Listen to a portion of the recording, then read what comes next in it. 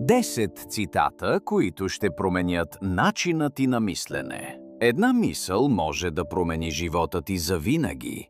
Ето 10 цитата, които да приложиш в ежедневието си.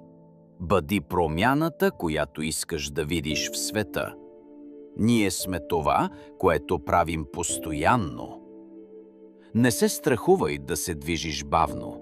Страхувай се само да не спираш.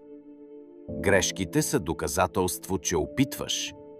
Контролирай това, което можеш, освободи се от останалото. Фокусирай се върху решенията, а не върху проблемите. Дисциплината е мостът между цели и постижения. Всичко велико започва с малка стъпка. Благодарността превръща това, което имаш, в достатъчно. Твоят ум е най-мощният инструмент. Използвай го разумно. Избери един цитат днес и го приложи. Кой цитат ти говори най-силно?